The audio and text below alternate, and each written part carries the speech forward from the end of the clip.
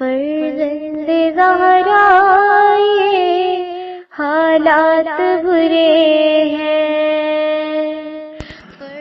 کاشانۂ بصیرت ایک ایسا مکمل یوٹیوب چینل جس پر محروم بصارت کے لیے بالخصوص اور تمام افراد کے لیے بالعموم سینکڑوں کی تعداد میں اسلامی کتب دستیاب ہیں۔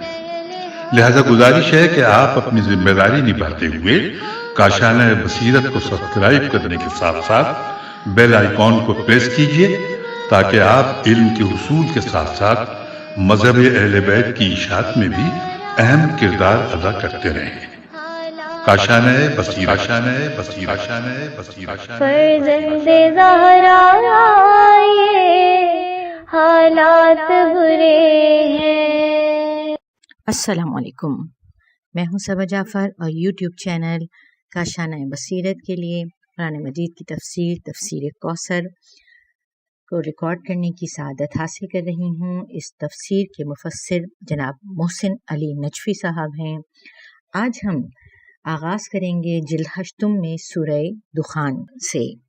سورہ دخان جو کہ آج سے جس کی ابتدا ہوگی، اس کا ترجمہ اور تفسیر آپ کے سامنے بیان کی جائے گی۔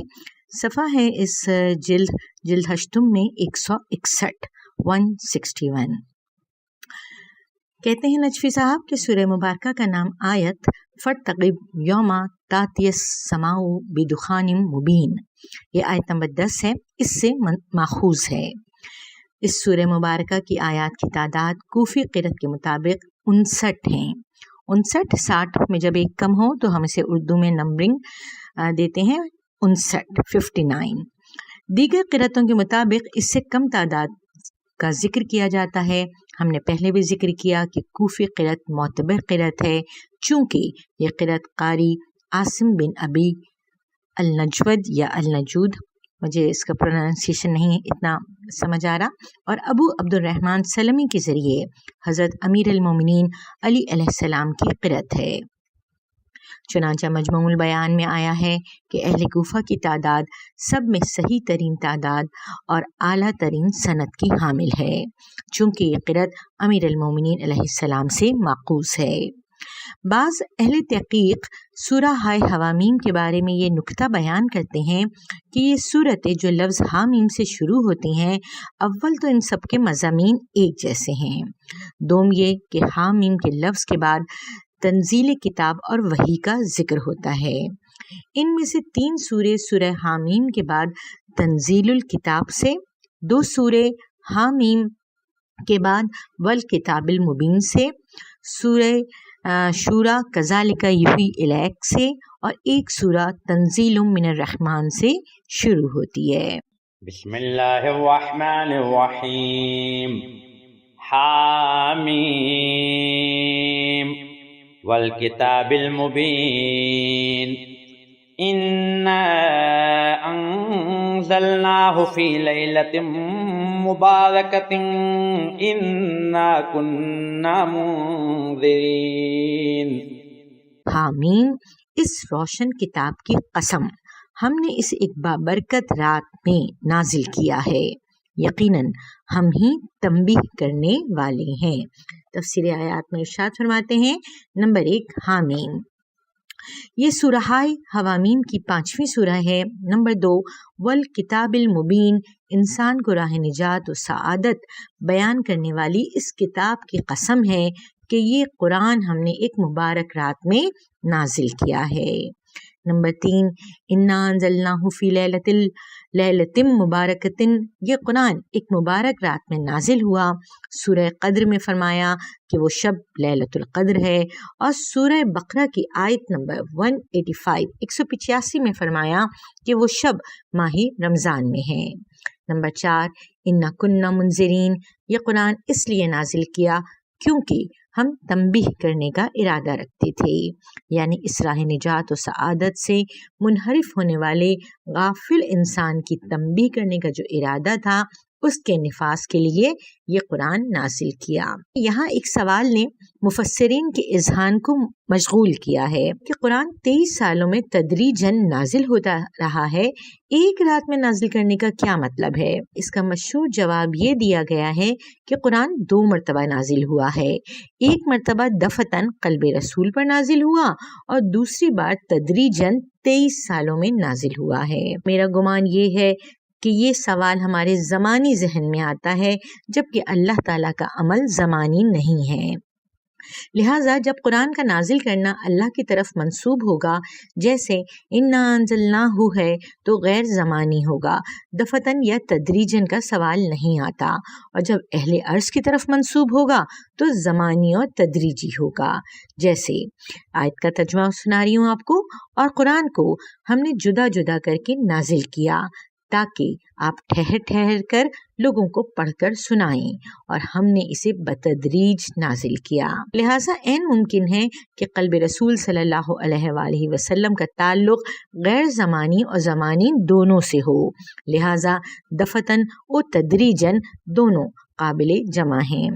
فیہا یفرق کل امر حکیم امرا من عندنا انا کننا مرسلین رحمتا من ربک انہ هو السمیع العلیم۔ اس رات میں ہر حکیمانہ امر کی تفصیل وضع کی جاتی ہے، ایسا امر جو ہمارے یہاں سے صادر ہوتا ہے، کیونکہ ہمیں رسول بھیجنا مقصود تھا۔ رسول کا بھیجنا آپ کے پروردگار کی طرف سے رحمت کے طور پر، وہ یقیناً خوب سننے والا، جاننے والا ہے۔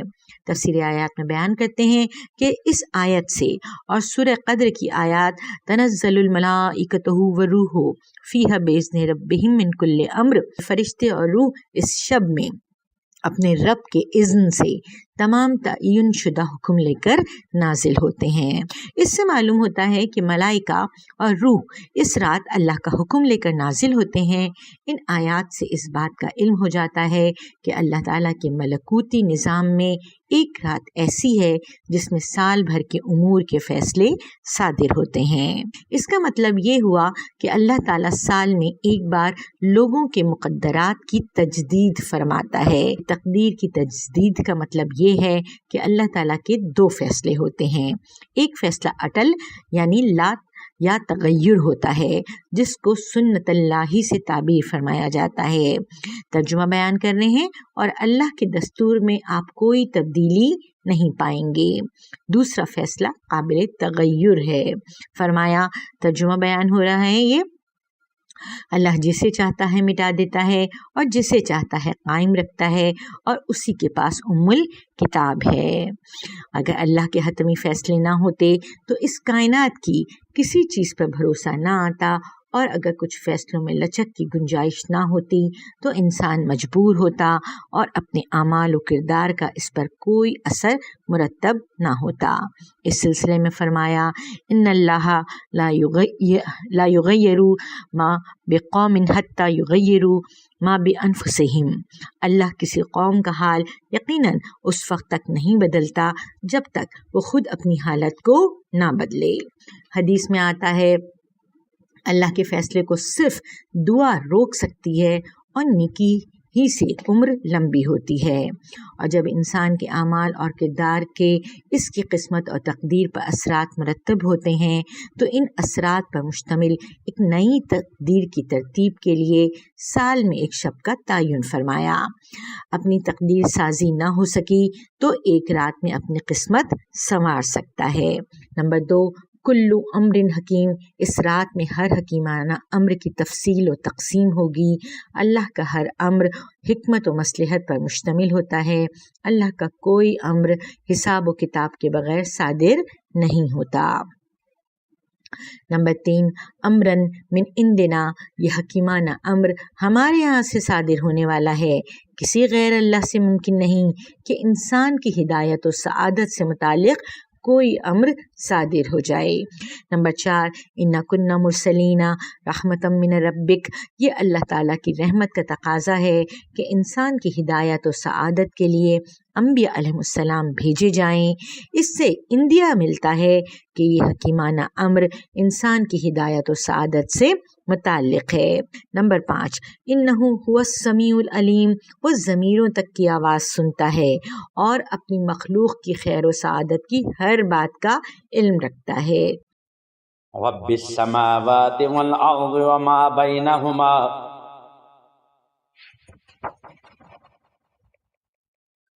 إن كنتم موقنين لا إله إلا هو يحيي ويميت ربكم ورب آبائكم الأولين بل هم في شك يلعبون۔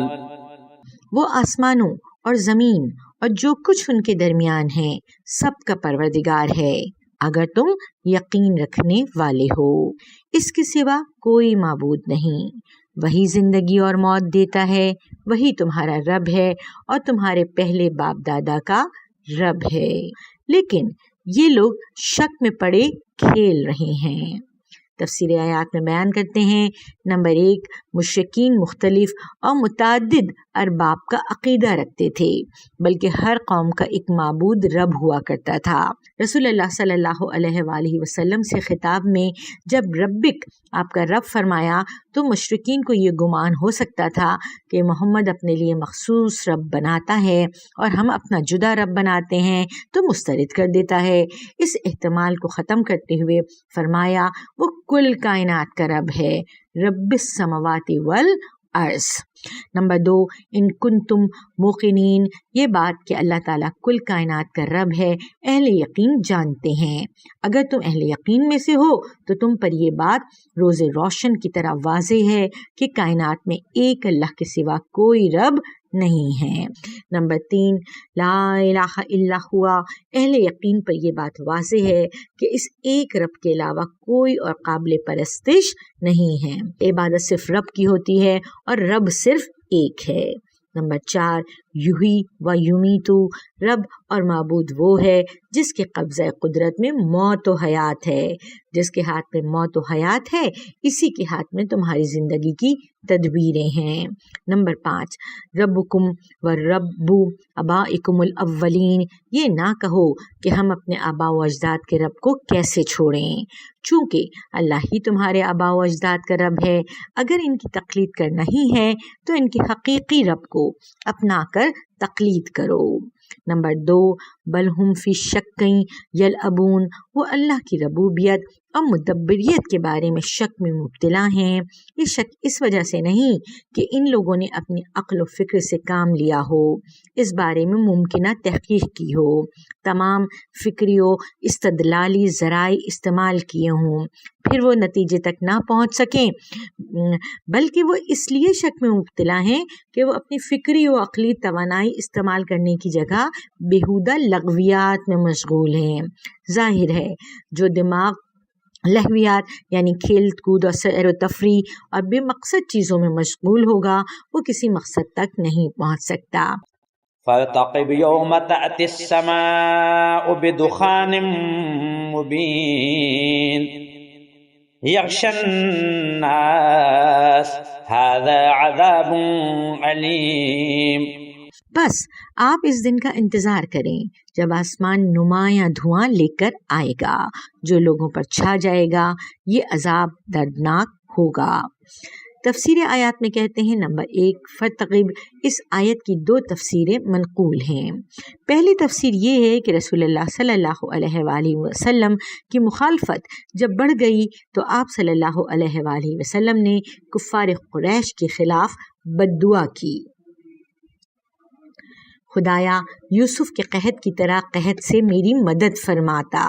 چنانچہ شدید قحط پڑا، لوگ مردار چمڑے کھا گئے، بھوک سے لوگوں کی یہ حالت ہو گئی کہ وہ آسمان کی طرف دیکھتے تو دھواں ہی دھواں نظر آتا تھا۔ اس روایت کے مطابق دھوئیں سے مراد حقیقی دھواں نہیں ہے بلکہ بھوک کی وجہ سے نظریں پھیرنے والی دھوئیں کی مانند تاریکی تھی۔ ان لوگوں نے وعدہ کیا کہ اگر یہ بلا ٹل جائے تو ہم ایمان لے آئیں گے، لیکن یہ لوگ بلا ٹلنے کے بعد ایمان نہیں لائے۔ دوسری تفسیر یہ ہے کہ قیامت کے قریب چند ایک علامات ایسی ظاہر ہونے والی ہیں جو قیامت نزدیک ہونے کی علامات ہوں گی۔ ان میں سے ایک دھواں ہے۔ امامیہ اور غیر امامیہ مصادر میں یہ روایت متعدد طرق سے منقول ہے کہ یہ دھواں قیامت کے قریب کی علامات میں سے ایک ہے۔ غیر امامیہ مآخذ میں آیا ہے کہ قیامت کی علامات میں سورج کا مغرب سے طلوع ہونا، دھواں، دابۃ الارض، یاجوج و ماجوج کا خروج، حضرت عیسیٰ علیہ السلام کا نزول، عدن سے آگ کا نکلنا اور جزیرۃ العرب میں زمین کا دھسنا شامل ہے۔ امامیہ مآخذ میں ان مذکورہ علامات کے علاوہ سفیانی اور دجال کا خروج اور حضرت امام مہدی اجل اللہ فرجہ کے ظہور کا اضافہ ہے۔ لیکن آیت نمبر 10 سے 15 تک کے سیاق سے معلوم ہوتا ہے کہ پہلی تفسیر قرینے واقع ہے، چونکہ ان آیات میں لوگوں کا رسول سے منہ پھرنے اور رسول کو مجنون کہنے کا ذکر ہے۔ نمبر 2، یہ دھواں ایسا تھا جس نے سب لوگوں کو لپیٹ میں لے لیا اور ساتھ عذاب بھی ہے۔ اگر یہ قحط ہے تو بھی یہ تعبیر درست ہے کہ اس نے سب کو اپنی لپیٹ میں لے لیا اور عذاب علیم بھی ہے۔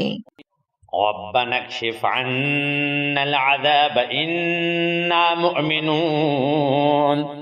وہ فریاد کریں گے، ہمارے پروردگار ہم سے یہ عذاب ٹال دے، ہم ایمان لاتے ہیں۔ تفسیر آیات میں بیان کرتے ہیں یہ اس درخواست کا مضمون ہو سکتا ہے جو قریش والوں نے رسول کریم صلی اللہ علیہ وآلہ وسلم سے کی ہے، جس میں اس بات کا بھی ذکر ہے کہ ابھی ایمان لانے کی گنجائش موجود ہے، یعنی عذاب ٹلنے کے بعد ایمان لانا مؤثر ہو سکتا ہے۔ اگر یہ آیات قیامت سے مربوط نہ ہوتی تو انا مومنون کی گنجائش نہ ہوتی۔ انا لهم الذکری وقد جاءهم رسول مبین۔ ان کے لیے نصیحت کہاں سود مند ہے جبکہ ان کے پاس واضح بیان کرنے والا رسول آیا تھا۔ تفسیر آیات میں کہتے ہیں کہ یہ لوگ نصیحت لینے والے نہیں ہیں۔ اس دھوئیں کی بلا ہٹانے سے زیادہ مؤثر معجزات سے ان لوگوں نے اثر نہیں لیا۔ ثم تولوا عنه وقالوا معلم مجنون۔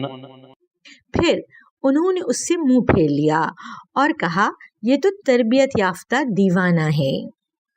تفسیر آیات میں بیان کرتے ہیں کہ حالانکہ دیوانے کی تربیت نہیں ہو سکتی۔ ان مشرکین کو اپنے عائد کردہ الزام کے مضمون کی بھی خبر نہیں کہ ہم کیا الزام لگا رہے ہیں۔ آج مستشرقین بھی یہی الزام عائد کرتے ہیں کہ یہ قرآن کسی اور کا سکھایا پڑھایا ہوا ہے۔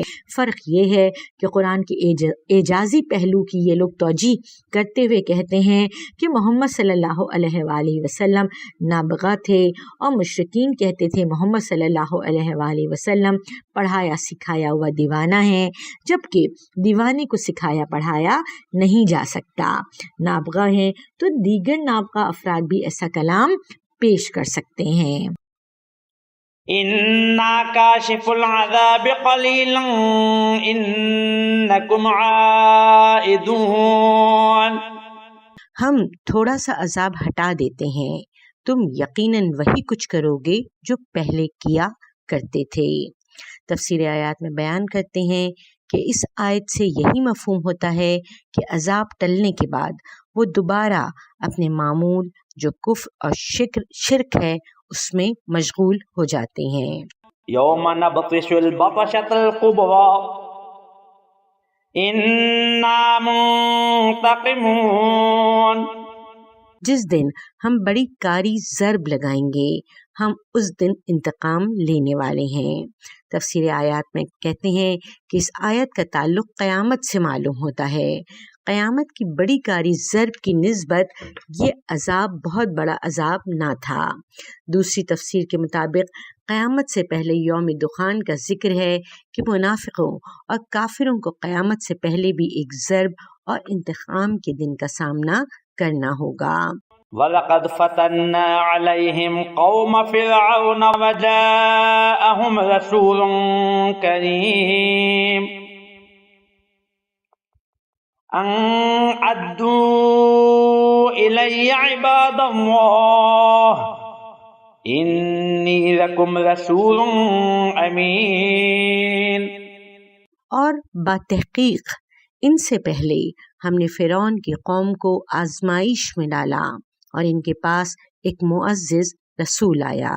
اس رسول نے کہا کہ اللہ کے بندوں کو میرے حوالے کر دو، میں تمہارے لیے امانت دار رسول ہوں. تفسیر آیات میں بیان کرتے ہیں کہ قوم فرعون کی آزمائش حضرت موسیٰ علیہ السلام کے توسط سے ہوئی، اور حضرت موسیٰ علیہ السلام کا مدعا یہ تھا کہ بنی اسرائیل کو میرے حوالے کرو. ادو کے معنی حوالے کرو زیادہ مناسب ہے، اور عباد اللہ ہی سے مراد بنی اسرائیل ہو سکتے ہیں. یہ وہی مضمون ہے جسے سورہ شورا کی آیت نمبر 17 میں فرمایا، ان ارسل معانا بنی اسرائیل، کہ تو بنی اسرائیل کو ہمارے ساتھ بھیج دے. انی لکم رسول امین، میں تمہارے لیے امانت دار رسول ہوں. بنی اسرائیل کو میرے حوالے کرو کا مطالبہ کوئی دھوکہ نہیں ہے، اس میں کسی قسم کی خیانت کا شائبہ نہیں ہے. وَأَلَّا تَعْلُوا عَلَى اللَّهِ إِنِّي آتِيكُم بِسُلْطَانٍ مُبِينٍ. اور اللہ کے مقابلے میں برتری دکھانے کی کوشش نہ کرو، میں تمہارے پاس واضح دلیل لے کر آیا ہوں. تفسیر آیات میں کہتے ہیں کہ میری رسالت کے مقابلے میں برتری دکھانے کی کوشش در حقیقت اللہ کے مقابلے میں برتری دکھانا ہے.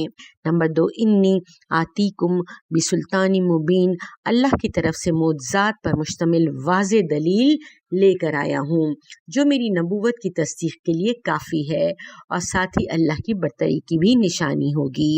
وَإِنِّي عُذْتُ بِرَبِّي وَرَبِّكُمْ أَن تَرْجُمُونَ وَإِن لَّمْ تُؤْمِنُوا لِي فَاعْتَزِلُونِ. اور میں اپنے رب اور تمہارے رب کی پناہ میں آ گیا ہوں اس بات سے کہ تم مجھے سنگسار کرو، اور اگر تم مجھ پر ایمان نہیں لاتے تو مجھ سے دور رہو. تفسیر آیات میں بیان کرتے ہیں کہ میں جب اللہ کی پناہ میں ہوں تو تم مجھے قتل نہیں کر سکو گے، چونکہ ابتدائی رسالت میں اللہ تعالیٰ نے حضرت موسیٰ علیہ السلام کو تحفظ دیا تھا. لا تخافا اننی معاکما اسمع و ارا، فرمایا آپ دونوں خوف نہ کریں، میں آپ دونوں کے ساتھ ہوں اور دونوں کی بات سن رہا ہوں اور دیکھ رہا ہوں. نمبر 2، وَإِن لَّمْ تُؤْمِنُوا، اور اگر تم میری رسالت پر ایمان نہیں لاتے تو مجھے میری حالت پر چھوڑ دو. لیکن فرعون کے لیے یہ بات ممکن نہ تھی کہ موسیٰ علیہ السلام کو ان کی حالت پر چھوڑ دے. اس طرح تو روز بروز ان کا نفوذ بڑھتا جائے گا.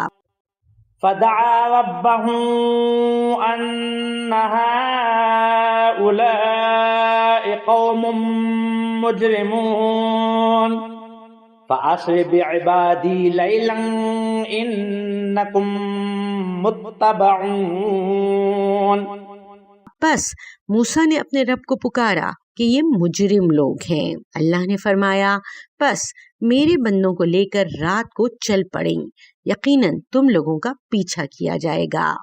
تفسیر آیات میں بیان کرتے ہیں کہ جب حضرت موسیٰ علیہ السلام نے دیکھ لیا کہ ان میں ایمان کی روشنی آنے والی نہیں ہے، مضمون دعا کا ذکر نہیں ہے، لیکن سیاق کلام سے معلوم ہوتا ہے کہ اس مجرم قوم سے نجات کے لیے دعا کی ہے.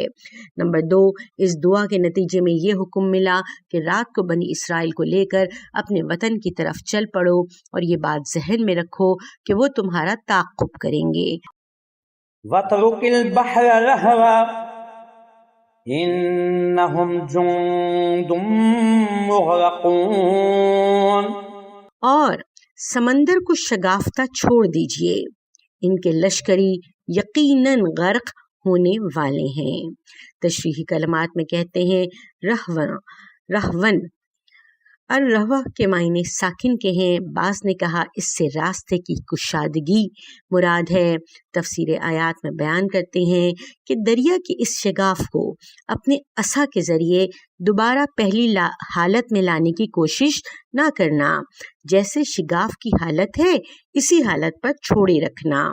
فرعون اور اس کے لشکر کے اس راستے سے داخل ہونے کے بعد دریا پہلی حالت میں آ جائے گا اور فرعون اپنے لشکر سمیت غرق ہو جائے گا۔ کم ترکوا من جنات وعیون وزروع ومقام کریم ونعمت كانوا فيها فاكهين۔ وہ لوگ کتنے ہی باغات اور چشمے چھوڑ گئے اور کھیتیاں اور عمدہ محلات اور نعمتیں جن میں وہ مزے لیتے تھے۔ تفسیر آیات میں بیان کرتے ہیں کہ دریائے نیل کی وجہ سے مصر ایک زراعتی ملک تھا، ہر طرف باغات تھے اور نیل سے نکلنے والی نہریں تھیں۔ ممکن ہے ان نہروں کو عیونن یعنی چشمے فرمایا ہو۔ مقام کریم کا مطلب عمدہ محلات ہیں۔ کریم قابل ستائش کو کہتے ہیں، ہر چیز کی ستائش اسی کے مطابق ہوتی ہے۔ محلات اگر عمدہ اور آرام دہ ہوں تو وہ قابل ستائش ہیں، خواہ ان میں کوئی جابر و سرکش رہتا ہو۔ اسی طرح تلوار اگر عمدہ ہے تو قابل ستائش ہے، خواہ اس سے کسی مومن کا گلا کاٹ دے۔ وَنَعْمَةٍ كَانُوا جن نعمتوں میں یہ لوگ نازا تھے ان سب سے ہاتھ اٹھانا پڑا اور آخر میں سمندر کی تہ میں وہ مچھلیوں کے لیے خوراک اور نعمت بن گئے۔